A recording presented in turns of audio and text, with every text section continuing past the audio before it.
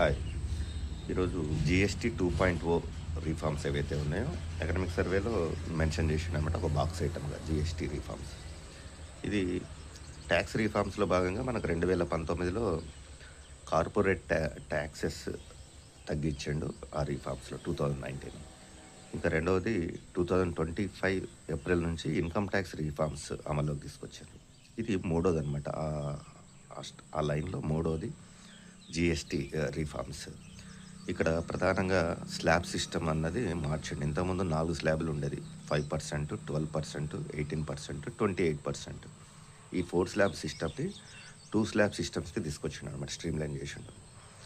ఇక్కడ స్లాబ్స్కి ఒక పేరు ఇచ్చిండ్రు అనమాట. ఒకటి 18%ని స్టాండర్డ్ రేట్ అంటున్నాడు.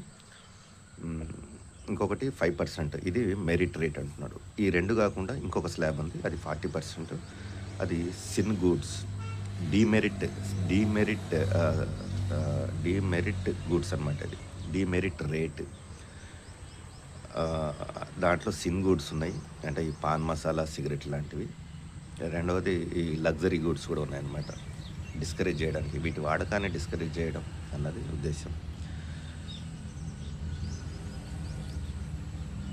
ఈ జిఎస్టీ రీఫార్మ్స్ తీసుకురావడం ద్వారా ఈ tripod of reforms, tax reforms ఏవైతే ఉన్నాయి మూడింట్లో, ఒకటి corporate tax, next personal income tax, మూడవది జిఎస్టీ రీఫార్మ్స్. కాబట్టి ఈ మూడింటితో ఈ ట్రైపాడ్ అంటున్నాడు కంప్లీట్ అయింది అంటున్నాడు అనమాట.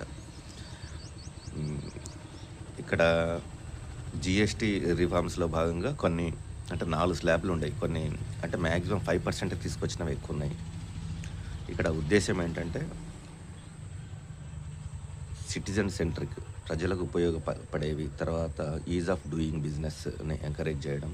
ఇక మూడోది వచ్చేసి ఈ డొమెస్టిక్ ఇండస్ట్రీ ఏదైతే ఉందో అది డెవలప్ అయ్యేటట్లు చేయడం. ఇవి ప్రధాన ఉద్దేశాలుగా ఈ రీఫార్మ్స్ చేసిందని గవర్నమెంట్ చెప్తుందన్నమాట.